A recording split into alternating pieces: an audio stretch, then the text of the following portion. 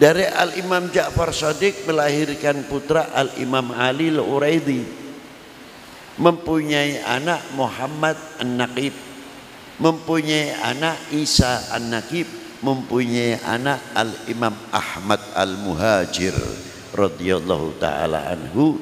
Disebabkan Al-Muhajir pada waktu itu munculnya fitnah luar biasa setelah jatuhnya Baghdad oleh suku Zanji atau Hulagu. Syed Ahmad sampai dirinya masuk menyelamatkan, masuk ke sumur,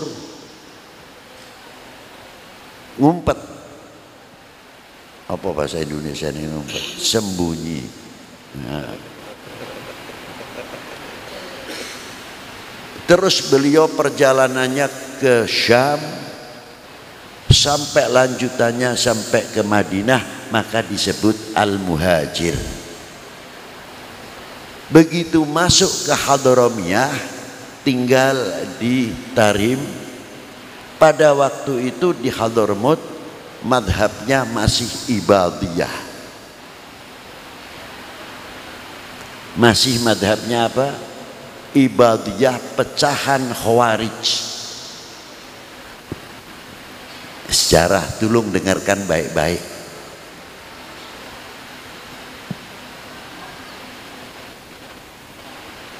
Bagaimana Al-Imam Ahmad masuk ke Hadramaut? Beliau padahal sudah tingkatan mampu ijtihad sendiri. Tapi hebatnya beliau lebih suka menggunakan madhab Syafi'i untuk dakwah di Hadramaut. Tidak mau benturan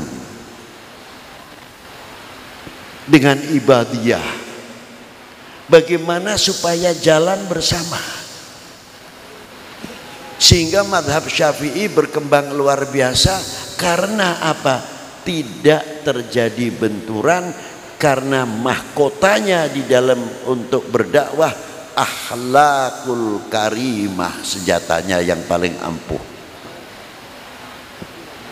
Mulutnya berakhlakul karimah, matanya berakhlakul karimah, telinganya mempunyai akhlakul karimah, hatinya tergores terukir dengan ukiran akhlakul karimah. Itulah yang menyebabkan dakwah Islam di Indonesia zaman itu berhasil.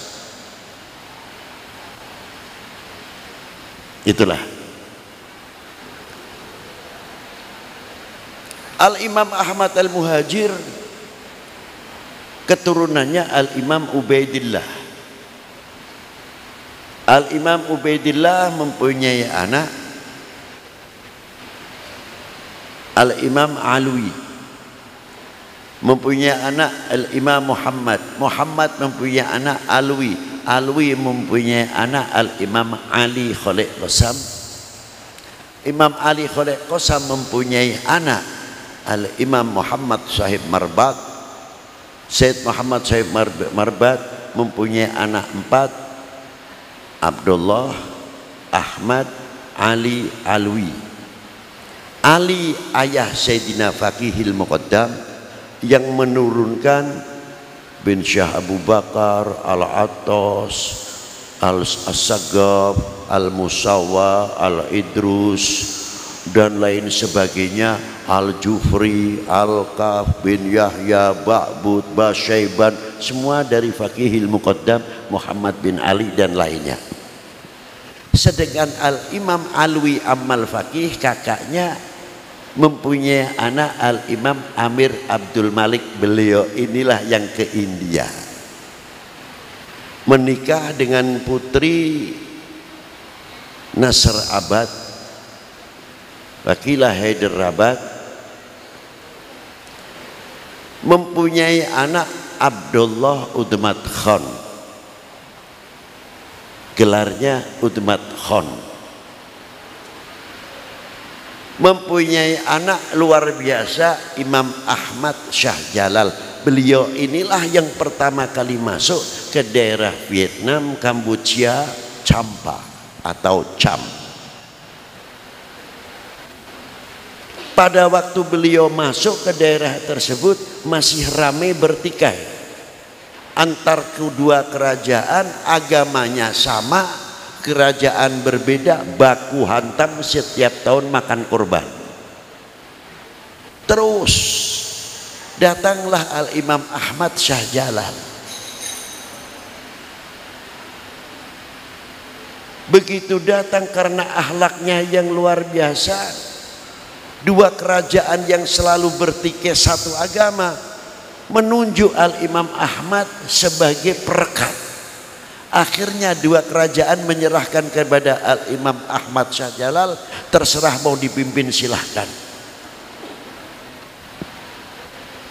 Dari akhlaknya, keturunan Al-Imam Ahmad Syah Jalal, Al-Imam Jamaluddin Husain.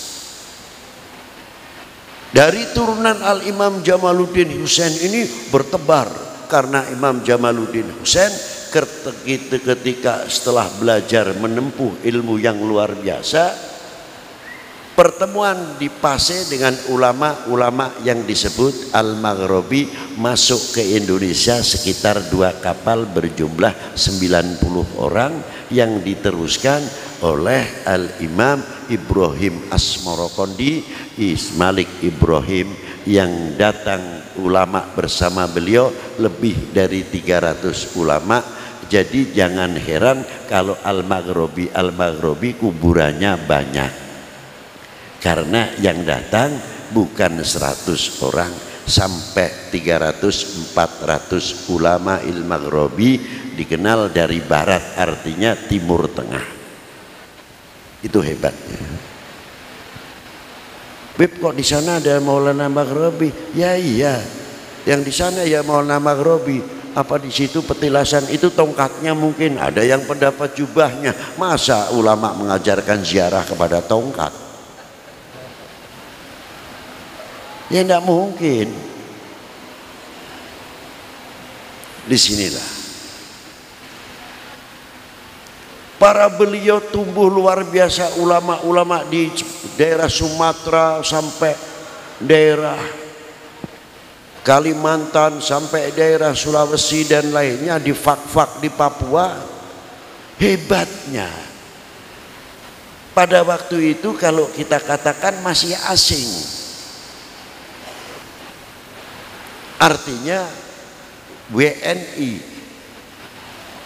AWNA, warga negara asing, masih lahiran Kamboja, Champa. Tapi hebatnya para beliau begitu masuk ke wilayah langsung bisa nasionalisasi pribadinya, langsung melebur jadi pribumi. Tanggung jawab daerah wilayah yang ditempatinya dihantam oleh Portugis. Pertempuran per pertempuran, para ulama pada waktu itu untuk membela Pase, Aceh sampai ke Malaka, luar biasa. Para beliau ikut andil besar. Itu hebatnya. Jadi merasa memiliki benar. Tapi pertanyaannya, mengapa Malaka bisa tumbang? Bagaimana Malaka yang jadi sumber penyebaran Islam odds? Mulai bagaimana cara ngembosi Malaka supaya bikin dari dalam perpecahan, bikin hoax, tidak percaya kepada sultannya, tidak percaya kepada ulamanya. Kalau di sini mungkin istilahnya TNI atau Polri-nya pada zaman itu umpamanya, dibikin supaya tidak percaya kepada polis dan tentara pada waktu itu, sehingga umat ini goyang. Akhirnya jatuhlah kerajaan Malaka di tangan Portugis pada tahun 1511. Sejarah. Ini kira-kiranya saya mau tanya sedikit. Kami sadar mengakui kalau kita ini bangsa Indonesia tidak. Loh kok diam? Kita menyadari dan mengakui tidak kalau kami atau kita ini warga negara Indonesia. Bangga atau tidak menjadi warga negara Indonesia? Tunjukkan kebanggaan itu. I am Indonesian. Saya adalah bangsa Indonesia. Jangan melempem kalau nyebutkan bangsa Indonesia. Karena dengan kekuatan mengatakan Indonesia dengan tegas, menunjukkan jiwa kesatriaannya yang memiliki handar beni nasionalisme yang tinggi untuk benteng-benteng Pancasila, benteng-benteng NKRI yang kokoh. Karena apa? Fanatisme. Tapi kalau sudah melempem jangan diharap. Kuncinya di situ. Coba. Luar biasa. Ini satu contoh.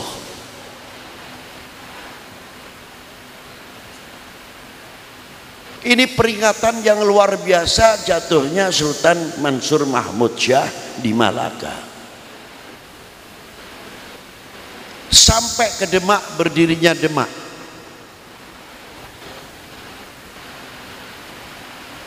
Zaman Sultan Abdul Fattah, Adipati Yunus, Sekar Sidolepen, Sultan Trenggono. Tapi habis itu selesailah rebutan kursi di antara anak cucunya, sehingga Demak tidak berbekas tinggal masjidnya. Padahal itu kebanggaan kita. Contoh untuk kita semuanya. Tinggal saya bertanya, Habib Lutfi, wahai bangsaku yang kubanggakan, relakah negerimu terpecah belah? Pastinya tidak. Tapi apa buktinya tidak?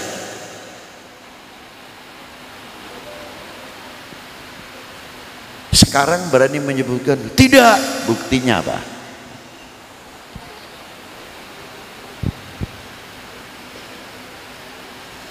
Karena kita mengenal sejarah, sejarah itu yang membentengi mata kita, tutur kata kita, apalagi dihiasi dengan kalimat tauhid. Bukan label, tapi maktub fi qulubina, ala bidzikrillahi tatmainnul qulub.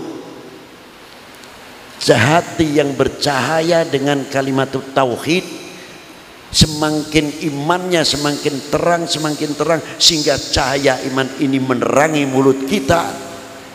Tata tutur kata kita mencerminkan orang yang patut dijadikan teladan, karena kalimah per kalimah menunjukkan orang yang mahabbatillah wa mahabbati Rasulillah sallallahu alaihi wasallam. Tutur kata kita akan berpikir bagaimana regenerasi yang akan datang ini kalau meniru perbuatan akhlak yang kurang terpuji, karena kita yang menuntun generasi kita. Apa jadinya? Ini mas'ul, minta pertanggungan jawab kita semuanya. Ini loh,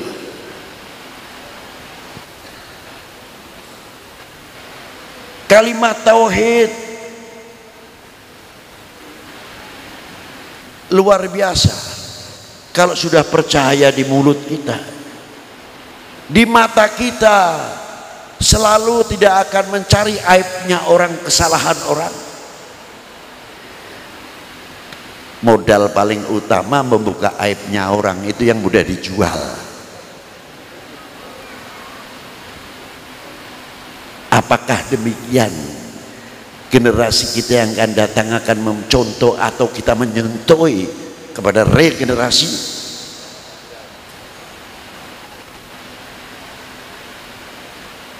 Bila mata kita ini terwarnai dengan ma'rifatun billah, cahaya keimanan, sampai ke telinga kita bercahaya, tidak mudah menerima hoax atau fitan yang akan memecah belah umat Islam, khususnya umat beragama pada umumnya, republik tercinta bangsa kita ini.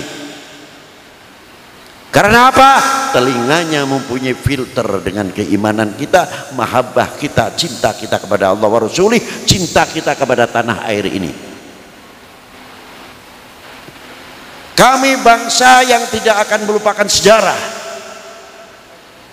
Tegaknya sang saka merah putih tidak akan melupakan sejarah. Kemerdekaan Indonesia diraih bukan hadiah, tapi berdarah. Maaf, bapak-bapak yang ada di sini ini sebagian mungkin yang 70 tahun ke atas sampai 80, 45, 1945, kira-kiranya di mana? Coba saya mau tanya, ada di mana? Jawabnya cuma simpel aja, belum lahir, Beb. Preview.